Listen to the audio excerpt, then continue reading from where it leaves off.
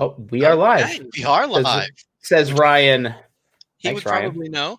Yeah, So, he would definitely know. Thanks, Ryan. Appreciate that. okay, everybody. Well, thank you for joining us. I'm going to introduce myself briefly so I can take myself out of the equation. I'm Philip J. Reed. I'm the author of Resident Evil for Boss Fight Books. You can grab that right now in the Expo Hall. Yep, thank you very much here at UPLINK or bossfightbooks.com, Amazon, whatever you want.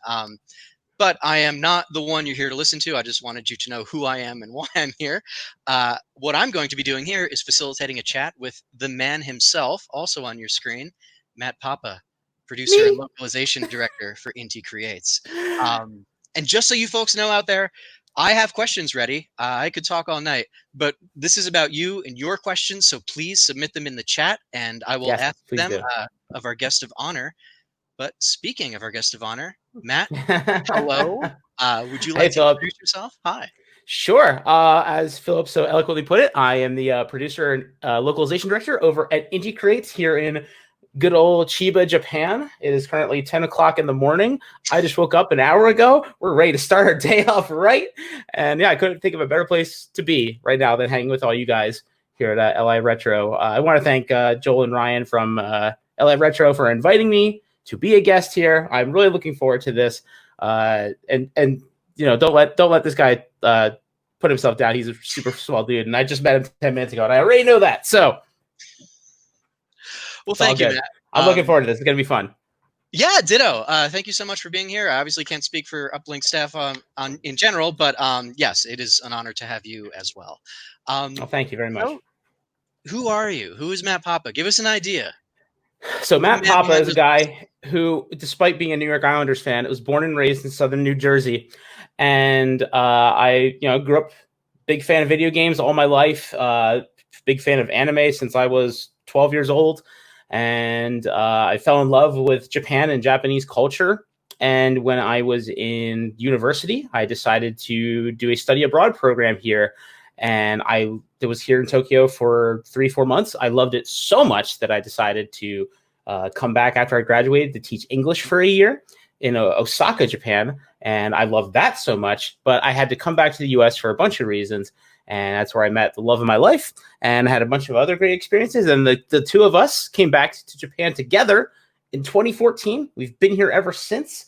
And through a long string of events that if you want to hear the story, I will gladly share it. I ended up working at IntiCreates as of September of 2014. And I've been there ever since. It's life's crazy. It is, and I do want to hear that long story. However, you confess that you're from New Jersey. I am also from New Jersey. So you didn't tell me that earlier. Well, I was holding out on me because you know what my question is going to be. What exit? Well, if you're talking about the turnpike, that would be exit 3. Okay. But if you're talking about the parkway, I don't have one because I'm on the western side of the state. Yeah, I guess the closest one would be the AC Expressway exit. Oh, okay, that is valid. I will give you that. That you take that straight west, it gets to my neck of the woods. I do want to hear that long story. Tell me what drew you to IntiCreates. Well, I've been a Mega Man fan my whole life. Ever since my brother's best friend back in 1989, 1990 came over to our house, brought over Mega Man 2. My older brother, he's 4 years older than me. They were playing it all day. I was the annoying little kid. They didn't want me in there, so I didn't get to play. But I was just like staring mouth agape from afar how cool this thing was. And when I went to do my homework that night, I finished my homework, going to play Nintendo, and I opened it up, and Mega Man 2 was still in the toaster. His friend had left it there, and that was a life-changing event, to say the least. And I've been a Mega Man fan ever since. I played the Mega Man 0 and ZX games, Mega Man 9 and 10, obviously. So I knew who IntiCreates was because of them.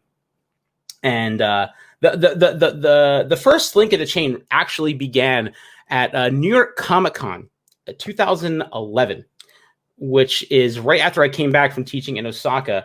And it was the only time in my life that I ever knew for a fact that, at the time, basically the face of the Mega Man franchise, Mr. Keiji Inafune, was at a East Coast event that I could actually go to. And I've always wanted to meet the man. So on the floor of New York Comic Con, I was just kind of walking around the Capcom booth, and I just saw Keiji Inafune, the man himself, just standing there in the middle of the show floor, not doing anything, just hanging out.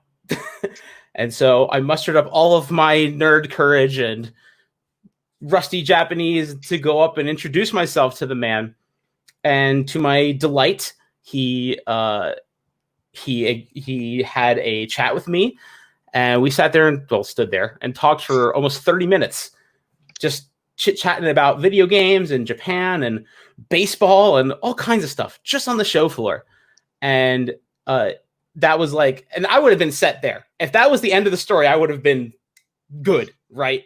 About a year or so later, through a Facebook group I was in, I actually discovered him on social media, Keiji Inafune, and I reached out to this Facebook profile. I was like, "Hey, is this you?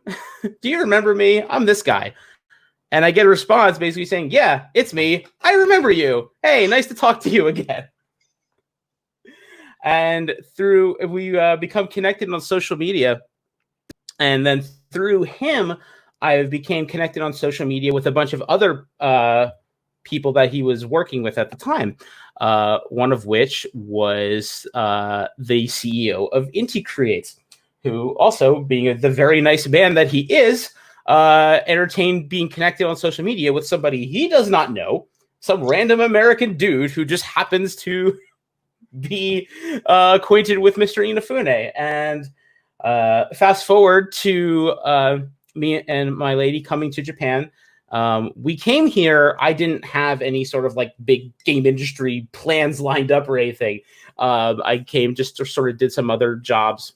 And one day I just came home I had a really crappy day at work, and I was like, man, I came back to Japan. I don't want to do this crappy job. This sucks.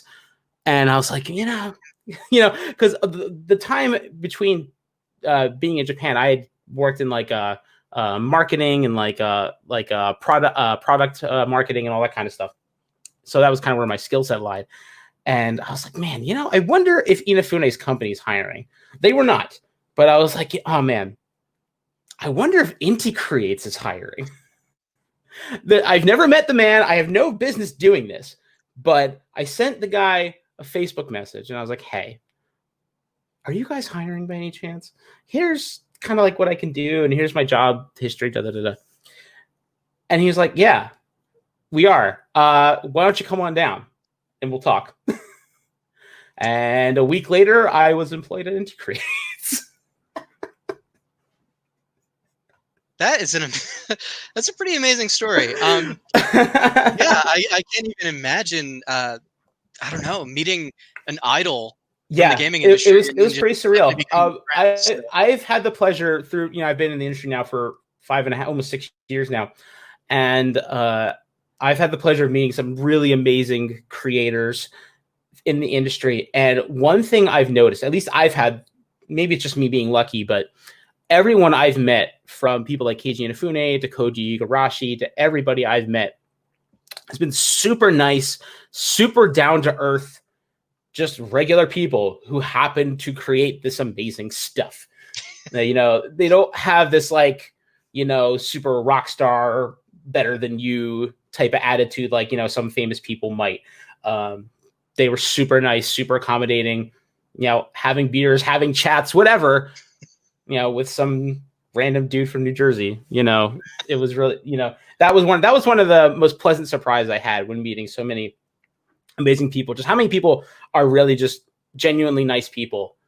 And that was so reassuring, because you don't want to find out this person you respect so much is actually just a total tool or a total jerk, Right. So far I've been really lucky in that regard.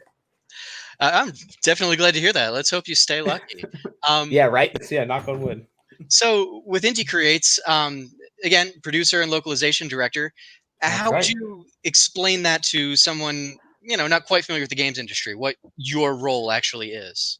Yeah, so I wear a lot of hats, no pun intended, at IntiCreates. I started off, my original job title was International Affairs Coordinator. And you may ask, well, what the heck's International Affairs Coordinator? I would like to know that as well, because I was basically responsible for like, well, does it have to do with not Japan? If the answer is yes, pretty much, I was the go-to guy for that. Because when I started at IntiCreates, we did not. This was like right after Azure Striker Gunvolt 1 went on sale for the 3DS, and Azure Striker Gunvolt 1 was the first game that IntiCreates ever self-published. That was kind of like the beginning of Inti's kind of new path as like a developer / publisher. Because up until that point, Inti had basically been a dev for hire studio. That's how they got involved with all these like Mega Man projects. And then they've done a whole other slew of games for like Bandai Namco and Sega and a bunch of other AAA companies, Sony Entertainment, all kinds of other companies would hire IntiCreates to develop their games. But up until Gunvolt 1, Inti had never self-published. And when you start self-publishing and selling your own games, the way your studio works completely changes, because now you are responsible for everything. Inti never had to worry about, marketing and promotion and localization and all that kind of stuff up until then. Right. So I was kind of brought in to, kind of first like assess the situation. Like, when I started, IntiCreates really didn't have, outside of like hardcore Mega Man fans, nobody really knew who we were as a company. They knew the games we worked on. Everyone knew the Mega Mans and stuff like that, but they didn't really know us. So my first order of business was to establish a footprint for IntiCreates in the West and then sort of build it out from there. So like I had, I created our website that I want to give a facelift because it's 6 years old now.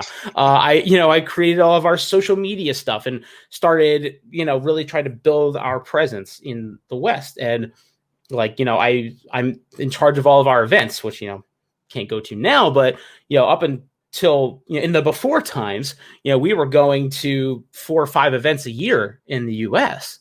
We were going to the PAXs and to Anime Expo and Anime NYC and all kinds of like, we've been to other like smaller gaming events too. We've been to Too Many Games down in Philly. I want to go to Long Island Retro, and that's a thing in the real world again. I want to do all this stuff.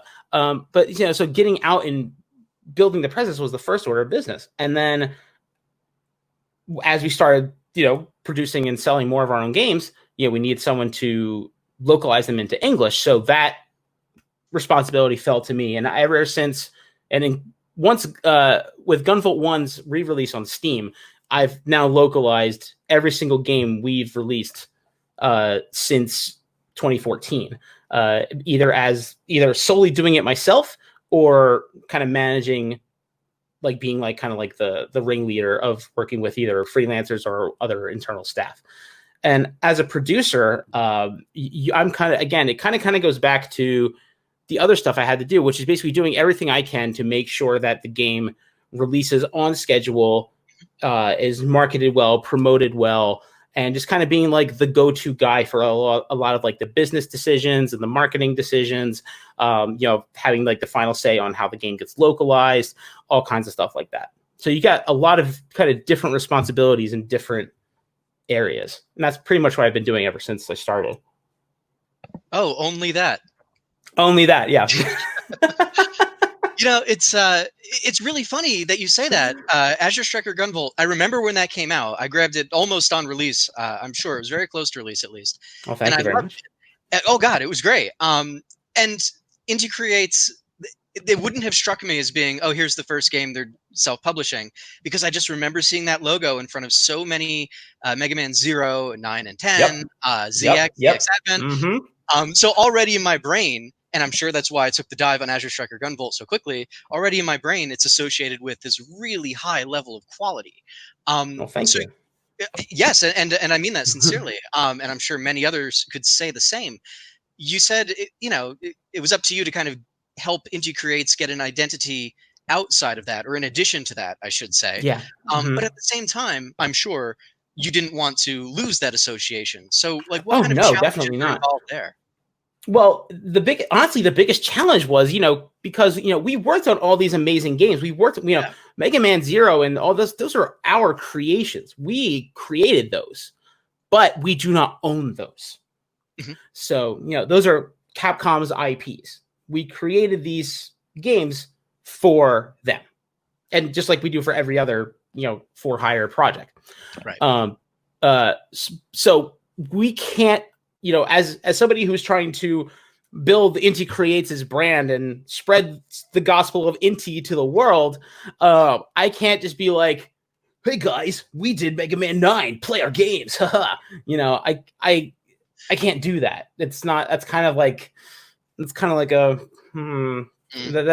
especially in the Japanese business world, that's not appreciated. And if I want to get, if you want to market yourself using IPs you don't own, that's a very quick way to get companies very angry at you. Wow.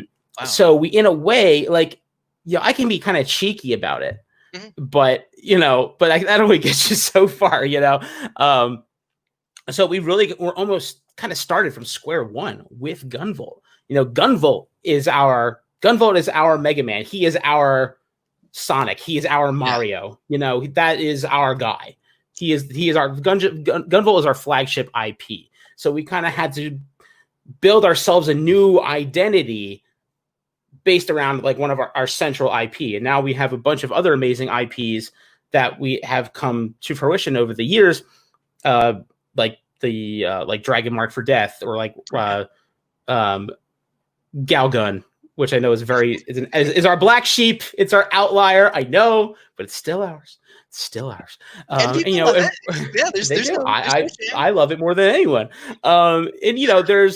We worked with other amazing IPs like Blaster Master Zero and Bloodstained and stuff like that. So we've been establishing a new identity while staying true to what we've always been, but using different IPs to do it. So it's kind of associating IntiCreates not just with the classic Mega Man, because you can buy all the classic Mega Man games you want. That's not going to help IntiCreates grow. Right. What helps us grow is supporting our IPs, the ones that we have ownership of. So that was establishing IntiCreates' new identity based around those same core.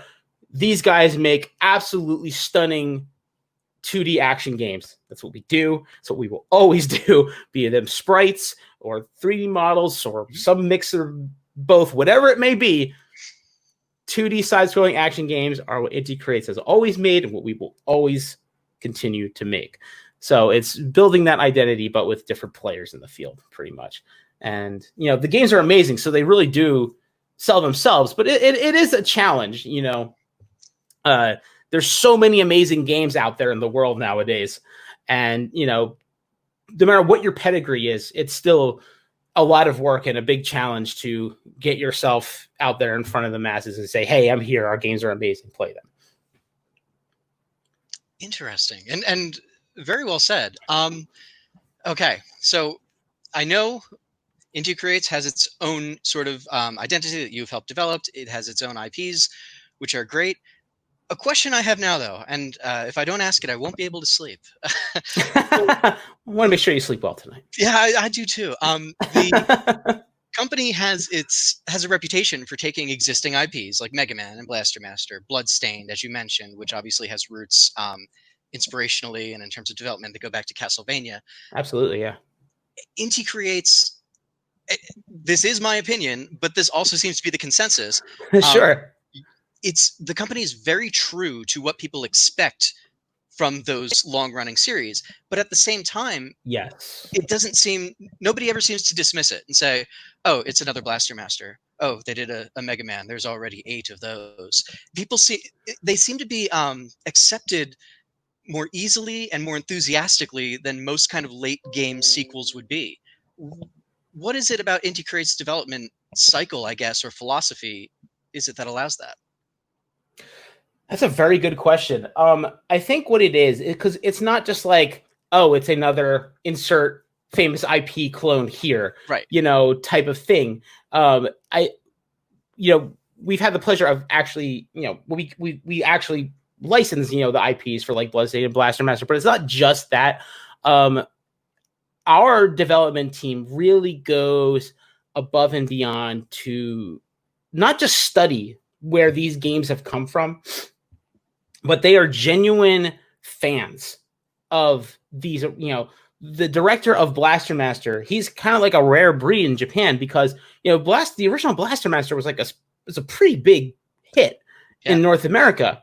It absolutely was not in Japan. Completely flopped. I did not know Japan. That. Okay. Yes, yeah. The game known as Chowakse Meta Fight in Japan was a complete flop. The game did not do well here, but he was one of the rare, Japanese classic game fans who loved that series. So when the story, came to be of us developing a Blaster Master game, which is a whole other story in of itself that I would love to share, but he was penned to be the director because he, more than anyone at the company, had the knowledge and the love and the desire to really do right by that series. And I think what we've done with things like Blaster Master, or like back when we did with Mega Man 9 and 10, is you have people who are such big fans and such loving supporters of where these games came from that they will 100% do right by them and take what makes them great and infuse their own personality into it. Because Mega Man 9 or Blaster Master 0 or Blaster Master 0 is not a carbon copy of Blaster Master. Just as Curse of the Moon is not a carbon copy of Castlevania 3. They take what's great about those games and I think make them even better. And I think that's one of the things that really kind of sets us apart, is that it's not just doing the study. It's if you don't have that genuine love, because when we decide if we're going to take on a project or not, it's not just like, oh, okay, we got the offer to do insert IP here, we're doing it. It's okay, we got the offer to do this IP. Who at the company wants to be the champion of this IP? Who here has that undying love for this, that wants to take the reins on this? And if nobody is there, then we won't do it. Mm-hmm. That's kind of like a requirement. You know what I mean? If there's nobody at the company who really is willing to be like, yes, I want to do like we had for Blaster Master or Bloodstained or whatever it may be. If we don't have that, we can't guarantee a good product. You know what I mean? So I think having those sort of protocols, I guess, in place really helps out, I think. That's okay. That is really cool. And it says so much, and I don't want to theorize about anything, as though other companies might go into it with a different, maybe lesser. Yeah, I mean, I can't speak for anyone else, but right. And there's no, set right or wrong way to do something. Absolutely. So I don't have a gavel. I'm not here to judge. Right. I'm just that is the right telling way. you how we do it. Well, John in the chat has a question. I'm going to say it, and I will not let you answer yet because I don't want you to betray anything you're not allowed to betray. But somebody is asking in the chat, Blaster Masters 03 when? I will dovetail that with Mega Man 05 when. And in case you can't answer either of those things, which I suspect is the reality here, I'm going to ask you to tell that Blaster Master story. Yeah, the answer is I cannot. Well, as for Blaster Master 03, no comment. As for Mega Man 05, and I hate to be the person to say this, but you're gonna have to ask Capcom. You're killing me. Yeah, you have the contacts at Capcom, not me. But I know, but, I know. If the question to IntiCreates involves Mega Man and the future, then you will have to ask the good folks over at Capcom. But as for Blaster Messenger, I promise you a story. I'm going to give it to you. Good. The Blaster Sunsoft is based out of Nagoya, Japan, where we actually have a branch office that's down in like central Japan. So we are, especially the guys who work at our branch office, have been cross paths with the folks at Sunsoft a lot over the years, just by being in the same city and there not being that many game dev studios down in Nagoya. So we've had, we've known this team for a long time and stuff like that. And it was at E3 2015. This is my very first E3. And we didn't have this, Blaster Master was not on our radar at the time at all. And I go through my first day of E3. You know, you're around the same age as me. You know, you remember reading about Game Pro and EGM and stuff like that. Reading the tales of E3 and dreaming of going to E3 one day. You know, that was like little kid dreams coming to be. That was day one. I had an amazing day. I met so many cool people. You know, I hung out at the Nintendo booth. It was awesome. And I get back to my hotel that night, and like my back's a little sore. I was like, oh, yeah, I've been walking all day doing so. Yeah, I didn't really think much of it, right? Day 2 comes. I wake up early in the morning to start my day, and I roll over to get out of bed, and it felt like somebody took a knife and jammed it in my lower back. It was in the worst pain up until this point in my life. I was in so much pain, I couldn't move. I was literally paralyzed with pain.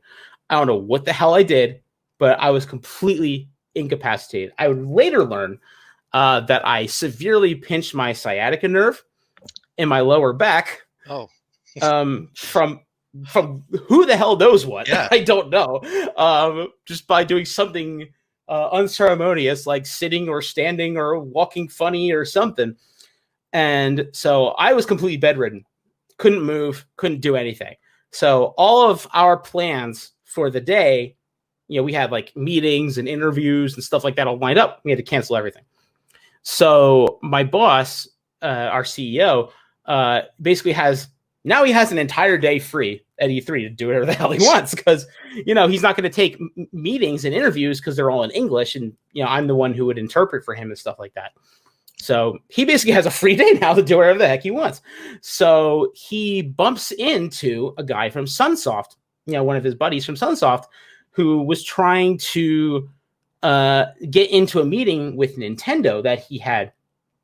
But they had somehow scheduled the meeting before the show floor opened officially, and they wouldn't let him on the show floor because he didn't have an exhibitor pass. So he was trying to he was like, oh shit, what do I do? What do I do? And Aizu-san, our CEO, he found another guy that he knows, a guy named Chris, who worked at Xseed at the time. And he was like, hey, who did have an exhibitor pass. And he was like, hey, can you tell Nintendo what's going on and help him out here? And so he goes to Nintendo and he gets them all synced up and everything was hunky-dory. And so Aizu's walking around later, and he sees his buddy from Sunsoft talking to the folks at Nintendo, like out in one of like the common areas. And so he goes and he's like, and he kind of notices that, man, it doesn't look like the conversation's going like super smoothly. And so he just joins the meeting, just up and's like, okay, I'm gonna join this meeting, and he does. And so, you know, Sunsoft was pitching, you know, they want to revive one of their IPs. You know, so for the West, obviously that would be Blaster Master was obviously their biggest IP from the time. And, you know, they were kind of like, well, you know, kind of going back and forth on it. And out of nowhere, Aizu's like, what if we developed a new Blaster Master? And they were like, okay, yeah, that sounds good. Yeah, all right, cool. That sounds great. That's how Blaster Master Zero came into existence. Basically what I'm trying to say is, if I did not royally screw up my back at E3 2015, Blaster Master Zero would probably not exist. Your injury has, to some degree, changed the face of gaming. So it has. It genuinely has. Not many people It's can say that. those crazy series of completely random events that culminated into something amazing, greater than the sum of all its parts. You know, there's me throwing out my back, him bumping into Chris, all these things just all came together. And then 2 years later, you know, Blaster Master Zero was a launch week title for the Nintendo Switch. Go figure. Wow, that was. Mm-hmm. God, yeah, I forgot. That was right in that window. Yeah. In Japan, it was on launch day. And then for North America, it was like a few days later. I think it was like March 6th or 7th or something like that. Oh, wow. Well, we have John in the chat. Injure yourselves if you want video games to get made, guys. That's the lesson. That's the lesson. That's the takeaway. John in the chat is trying to fence you into confessing something. He's saying, I really hope you guys continue with the Curse of the Moon series. So what he's really saying is Curse of the Moon 3 when. You don't have to answer that part. He wants to know what your relationship is like with Igarashi and how much input he has in the development of those games. Yeah, so the Bloodstained games are obviously Art Play / Iga's IP. So he's very much a part of the process. But like, so for example, with like Blaster Master, with Curse of the Moon 2, our most recently developed one, so basically our director, Miyazawa, he's the one who will like put the story together and come up with the characters, and like we will come up with the stuff, especially for Curse 2, because it was working off a lot of new content, whereas Curse of the Moon 1, like a lot of like the bosses and stuff like that, were from already established Bloodstained properties. Like they were already established in like Ritual of the Night and stuff like that. So we took a lot of characters that already were there. So we already knew kind of what we were working with, as opposed to Curse of the Moon 2, where with the exception of one, which like the sea monster lady, I can't remember her name right now. All those were like new original bosses and stuff like that. And, like Robert and Hachi, they were new characters and stuff like that. So, these are ideas we would come up with here at the studio, and then we would basically pitch them to Iga and try to get his okay. So he's still very much a part of the process. He's basically like the grand overseer, so to speak. So we can't just be like, hey, Iga, we're doing this, whether you like it or not, so, but, he's very, he's very cool. He's a very chill guy. And, if he doesn't like something, he'll tell us to fix it, or, like we actually did a blog on the official PlayStation blog about a week ago, where Miyazawa kind of talked about this a little bit.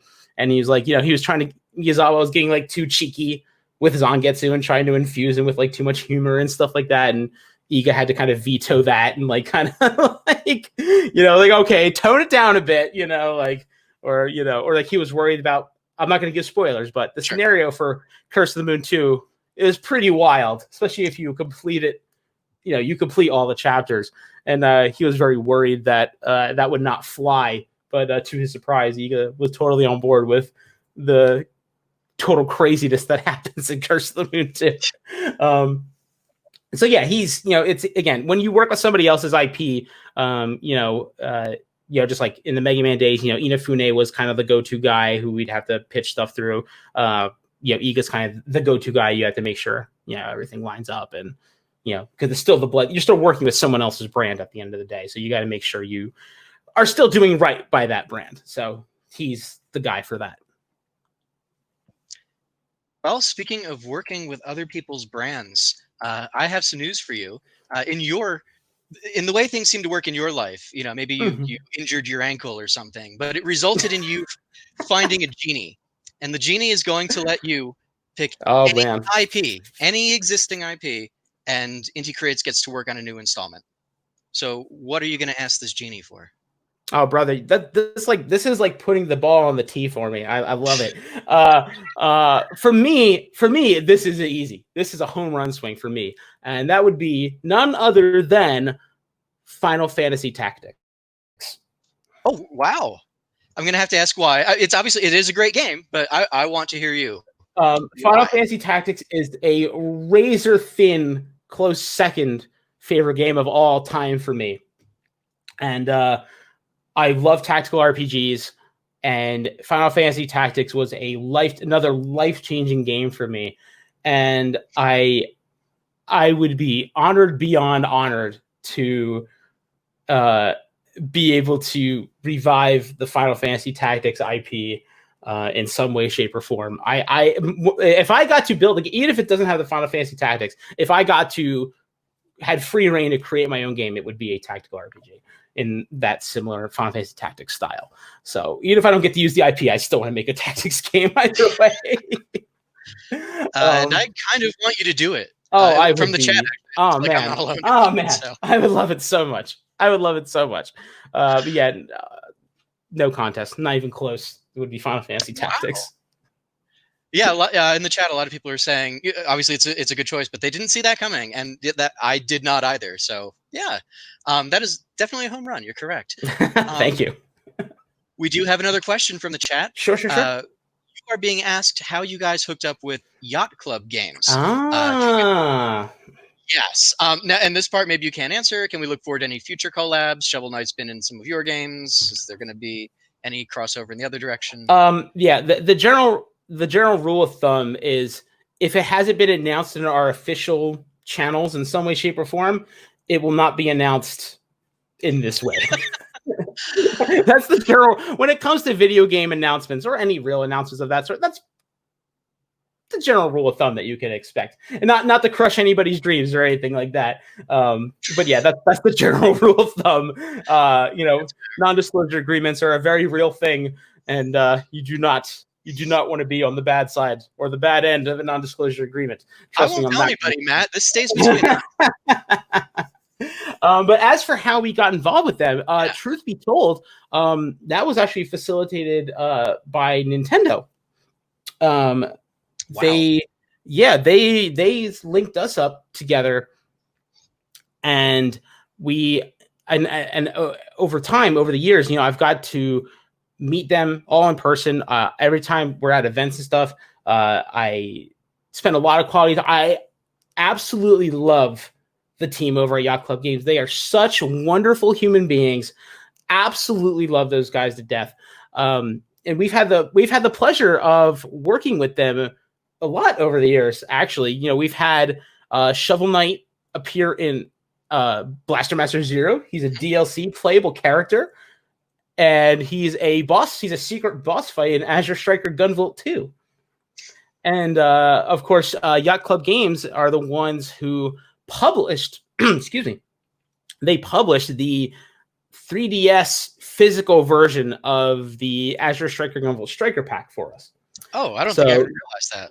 Yeah, it was kind of at the end of the 3DS's life cycle. So, it wasn't like a gangbusters type of thing. But yeah, there's a physical version of the Striker Pack for the 3DS that was published by Yacht Club Games. And awesome. We've had a great working relationship with them over the years. They are absolutely fantastic people. It's been great. They've been absolutely amazing partners to work with and support their games. I'm sure everybody here has probably already played Shovel Knight at some point, but if for whatever reason you have not, go do it. It's great. And if you have, play it again. It holds up every time you sit down. It really does. It really does. Fantastic. I suspect that you've already provided your answer to this, but someone asked, I do want to bring it up, of course. What do you think is the future of Mighty Number 9 games? Yeah, that's a good question. It's hard to say because, again, we've worked with the IP, obviously. We helped develop Mighty Number 9. We did games like Mighty Gunvolt and Mighty Gunvolt Burst. Mm-hmm. But, we still don't own that IP. So I can't speak. I can't give any real declarative answers for that. But I would certainly love to be able to work with those characters again if we could. That's the thing. There are a lot of opinions about Mighty Number 9.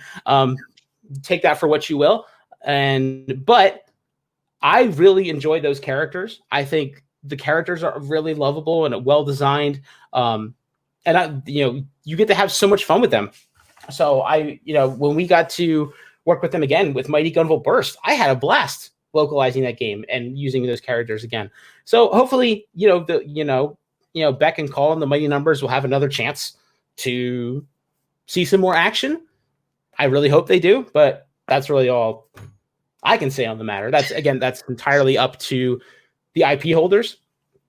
But it would be certainly fun to see more of those characters because I really do like them a lot.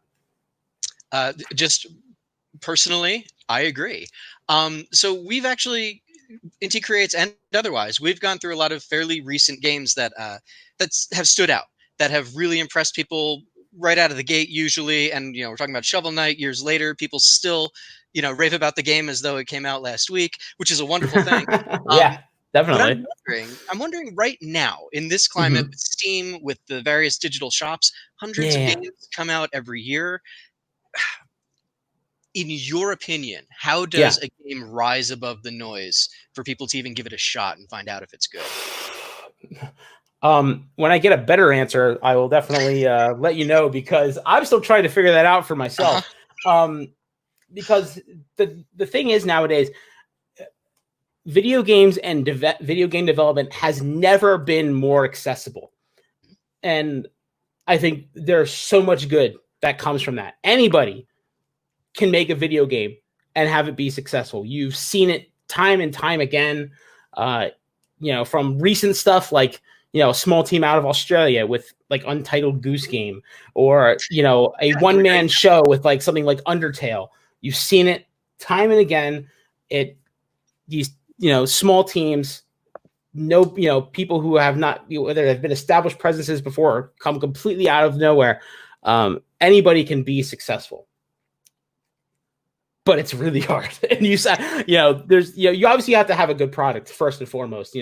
If you're just developing crap, or you're just peddling shovelware, you can only expect so much. But that's the thing. There's so many genuinely awesome games that deserve your attention, that deserve your love, and deserve your playtime. The only issue is that there are just so many.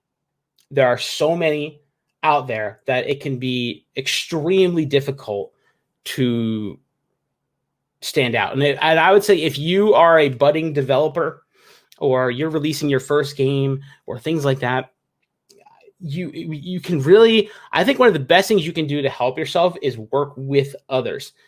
Try to do some like collaborations, do things like that, get involved with other studios, and kind of by our powers combined, Captain Planet type stuff.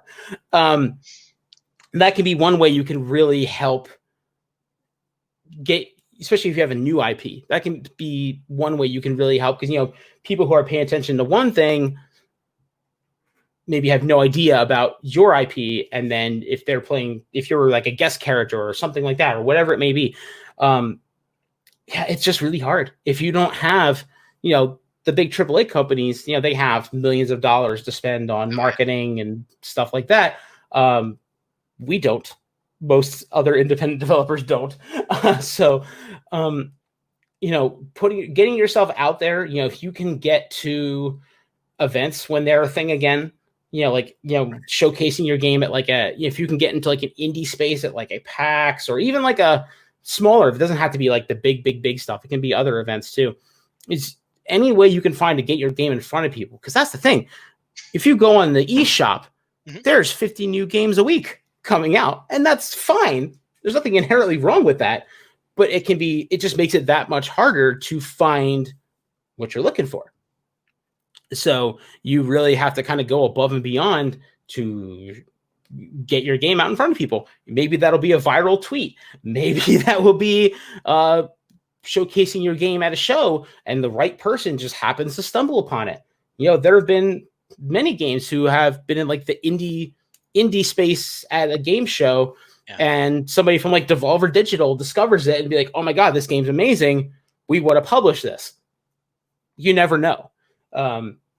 But yeah, it's doing everything you can to get yourself. If you just throw your game up on a Steam and cross your fingers, more than likely you're going to be disappointed, just because there's so much out there. So you can't just release a game and assume it will sell. Even for us, we can't do that either. We have to do everything we can. How can we spend the budget we do have? How can we utilize this, utilize that? That's honestly the hardest thing nowadays, is marketing and getting your game out there in front of people, and people playing it and talking about it and stuff like that. So yeah, it's a challenge. It is. Wow. For sure. I can only imagine. And this year, of course, with all of these, fortunately not here, but cancellations of other events, as opposed to taking forms. Absolutely. Yeah, it's rough. It's rough. It's really rough. Yeah. So yeah, you gotta get creative. But yeah, don't just put your game up on Steam and cross your fingers, because you're setting yourself up for disappointment. No matter how good your game is. If you have no visibility,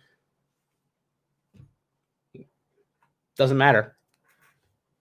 Well, turning the conversation from disappointment, Tim in the chat is asking you to choose between two different things that are not disappointing at all, if you ask me. Okay. Tim wants to know Mega Man 9 or Mega Man 10, and why. Yeah. I'm going to have to go with 9, and I'm going to have to go with 9 just again, it's like the whole picking a favorite child type of thing. But really is, nine gets an edge for me for a couple of reasons, mainly because when Mega Man 9 was particularly amazing when it came out because us classic Mega Man fans were on a 12-year Mega Man drought at the time. So Mega Man 9 came out in 2008, and Mega Man 8 came out in 1996. 12-year drought for us fans of the original Blue Guy. And we felt every year. Yes. So that was just when we finally found out that a new Mega Man was coming, it, the choir of angels, all that stuff was, it was unbelievable. And so just, I'll never forget that feeling of excitement, knowing that, oh my God, there's a new Mega Man. After 12 years, there's a new Mega Man. And the game was fantastic. Mega Man 9 has some of the best weapons, I think, of all the Mega Man games. It has some of the best tracks of all the Mega Man games. And that's no diss to 10 or any of the other ones. But man, oh man, there's some real bops in that Mega Man 9 soundtrack. And like one of my personal favorites, this is one of the highlights of what we did. One of my personal favorites is, I believe it's Wily 2. It's called We Are the Robots. Mm-hmm. And when we did, in 2015, we did I'm sorry, 2016. We did a concert at MagFest, a Mega Man 20, our IntiCreates 20th anniversary concert. And we had Manami Matsumae, the composer of Mega Man 1, who did that song up there and did We Are the Robots live. And it was so good. That's on YouTube, by the way. That's on YouTube. If you look up IntiCreates concert on YouTube, like IntiCreates MagFest on YouTube, that concert's up on we did 3 concerts that year at MagFest. A Gunvolt concert, a Mighty Number 9 concert, and an Inti 20th anniversary concert. And all of them are up on the official MagFest page on YouTube. I'm actually making a note to myself to check that out. So I'm they're great. Glad. They are awesome. Thank you, Tim, for getting us on that But subject. but like the weapons, like, oh my God, Laser Trident is OP as hell. Oh, yeah. Black Hole Bomb is probably my favorite weapon just because it's so cool. Just like, just sucks them up. I love it. There's so many good weapons in that game. Yeah, it's fantastic. I have a question from John in terms of the original creators of the games that you worked on. How have they reacted to your versions? In terms of franchises, I guess. Do you hear any feedback from Inafune or any of the original guys at Sunsoft, for example? We work closely with Inafune. So obviously we had his seal of approval before we've done anything. So so nothing there to worry about. I don't know who the original creator of Blaster Master is at Sunsoft. I actually don't know who that is. Now that you mention it, again, obviously when we work with an IP, we have to get their approvals on everything and do all that stuff. So, we always have their blessings before a game gets released. But as for the original creators, I've definitely never met the original Blaster Master creator, and I'm not sure if they're still at Sunsoft or not. Sure. I would like to, though. I told them thank you. It's an awesome series. Yeah, it really is. But shame on you for not knowing who that is. Yeah, no, big shame on me. Yeah, for sure. Hope you feel really bad right now. Oh, I feel positively awful. Ryan in the chat, he is throwing down the gauntlet. I think he's asking you if you play Smash, and if so, who is your main? I don't play Smash regularly. I played a bunch when the new one came out. I played it a bunch, but I've kind of tailed off a bit. But in my first game I main was Samus, and then it was Ice Climbers, and then it was Mega Man, and the newest one. So all of them, I don't play Samus that much, but Ice Climbers and Mega Man. I played the Inkling a lot, and because I love Splatoon. Splatoon's one of my absolute new favorite of like newer IPs. So I played Inkling a lot. I played Rob the Robot because he's so awesome. Yeah, yeah, I would say those. Yeah, I would say if I had to pick three, it'd probably be Mega Man, Inkling, and Ice Climbers, for sure. Yeah, good choices. G to the next level is asking if there's another classic Sunsoft property that you would love to bring back. Oh man, I would, okay. No one's gonna know what this is, and that's okay. But because I would love to see it get like proper justice.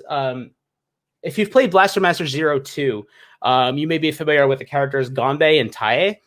They are references to a Sunsoft game called Iki that never came out outside of Japan. It's like IKKI Iki, IKKI Iki. It's like a classic. It was like an early Sunsoft game. The original game was not that great, especially the Famicom version. It's like legendarily known as being as we call in Japan, kusoge. And but I would like the characters Ganbei and Tae. They're such lovable characters in Blaster Master Zero that I would love to see take the characters in that world. It's kind of like a very like feudal Japan, like that very classic Japan. Like in Iki is literally like a farmer's rebellion. So it's like the farmers working against the big government and like over, like the farmers are suffering and they're fighting back type of thing. And I would love to see like a modern take on that, just because the Ganbei and Tae are such lovable characters in Blaster Master. Good answer, but you may have to put that project on hold because in the chat, John says that Konami calls you up tomorrow and says, make us a new Castlevania. Are you going to jump at that? I mean, I would. But it's not up to me, unfortunately. But yeah, I would. I would totally. I would do that. But yeah, I can't speak for the whole company, but I personally would love to work on a Castlevania game for sure. But yeah, it's just me. So yeah, John, it's confirmed. You can keep an eye out for an official I'll be expecting that phone call, man. Yeah, I'll be expecting that phone call. So I'm assuming most of the folks here, certainly going by the chat, are familiar with your work at IntiCreates and the company's work, even predating you. Just in case someone in the chat is not familiar, or someone watching rather, and they're interested. They've heard you talk and they want to know more about the company. What is one game that you would tell them to play and why? To really get, I think if you really want to get a this is IntiCreates experience, I would if I can cheat, I would say get the Azure Striker Gunvolt Striker Pack on Switch or PS4, or you can get the game. Or if I had to pick a single title, not cheat into a pack, it would probably be Azure Striker Gunvolt 2. The Azure Striker Gunvolt 2. I think that really kind of that, or Gunvolt Chronicles Luminous Avenger X. I really think the Gunvolt games are our flagship IP, and I really think those kind of personify the IntiCreates style of game. The absolutely fantastic 2D action, the deep characters, the anime style, all that sort of stuff. I really think the Gunvolt games, and I would say if you're looking for a more varied experience, and because you get to play as both of the kind of main playable characters of the series, both Gunvolt and Copen. So that's why I always go with Gunvolt 2, because you get to play as both of those characters, and they're both so quintessential to the Gunvolt experience that I think that's really good. You play all the Gunvolt games. Just do it. Just play them all. But if you really want a single title that I think exemplifies what IntiCreates is all about, I would say Gunvolt 2. Or Galgun. Yeah, I guess different aspects of the company are. Galgun, it truly is the oddball of the family. Every other series we make is 2D side-scrolling action, and then we have Galgun. It stands out in a few ways.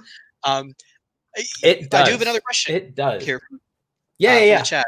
Another great one. But before we get to that, you get paid by IntiCreates. That is part of how you live. So- I don't. Yeah, So, that's the working relationship we have.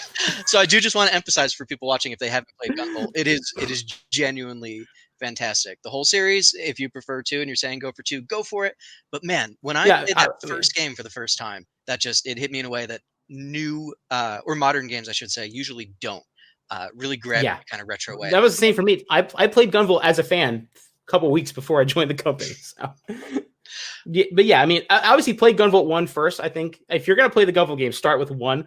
But yeah, that's what I was saying. 2 kind of really exemplifies the IntiCreates experience, but absolutely play 1.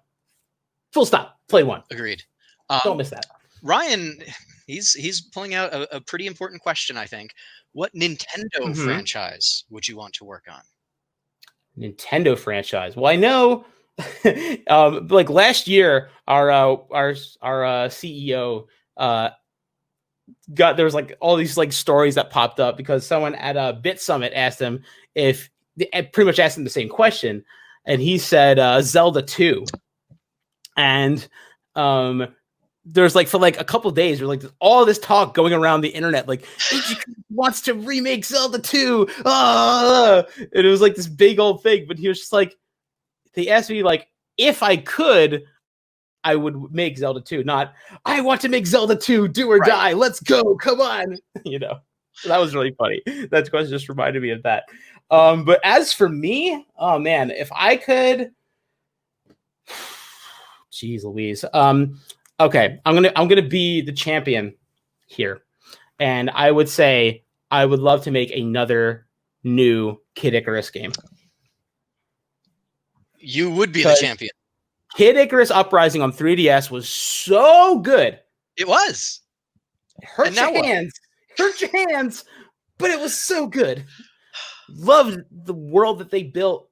It's the how they brought these characters like Pit and Palutena, and like I love Veridi. Veridi, I think, is my favorite. She's such a little butt. That's right. She's such a butt. Trying to keep this PG. But yeah, I love the characters that they introduced in, and just the humor was so good. That game was so well localized, man. Just hats off to that team because they did a fabulous job, and I love that action. And I know that's not, that's more 3D. That's 3D action. It's a little bit out of our wheelhouse, but dude, even if we did a classic Kid Icarus style game, I would totally be down for that. Going by the chat, you would not be alone. It seems a lot of people are keep all the characters the way they are, all the character interactions and all the humor and all the dialogue. Even if we did it like classic Kid Icarus style, I'd be totally down for that. Well, Matt, we are just a couple minutes out from. Oh my goodness, we are. Where the hell did this hour go? Time flies. But yes, I think this thing is going to automatically cut us off. So just in case, I have one more question to close on. But just in case we get cut off, I just want to say thank you for being with us. No, thank you, Philip. This was absolute joy talking with you today. Oh, agreed, totally. And speaking of joy, John in the chat wants to know what game you had the most fun working on. And this part you don't have to answer. He also wants to know why you made Curse of the Moon 2 so hard. Because we love you. And the game I had the most fun working on was absolutely Galgun Double Piece. Full stop. Straight up, Galgun Double Piece. That game is a You do not have to elaborate. Yeah. You can, but I won't make you. It's so much fun to market Galgun games. And it's so much fun to localize them and come up with all the ridiculous stuff that we do for Galgun. It's a blast. Galgun is... Say what you will about Galgun, but man, that's right in my heart. No, I don't think anyone should reasonably say anything negative about Galgun. Maybe it's not. You should not. And if it's not for them, you have other games. That's fine. There's plenty of other games to play. Awesome. Well, great. Thank you so much, Matt. If you want to leave us with any parting words, I will. Thank you guys so much for tuning in, and thank you again to Philip for this awesome conversation, to the guys from LA Retro for bringing me on to the show. You can follow IntiCreates at IntiCreatesEN on Twitter. You can follow yours truly at Megamat TV on Twitter and Twitch. I stream every once in a while, and I post random nonsense on Twitter. So come on, follow us on the social medias and all that good stuff. And yeah, hope I'll see you guys another time, maybe next year in Long Island, or here again. Hopefully not here again on the Hopefully internet. Hopefully in Long Island. Hopefully actually in real life. But fingers crossed. Fingers crossed. Excellent. Well, thank you so much, Matt. I hope you enjoy the rest of your day. Oh, I will. Absolutely. Thank you.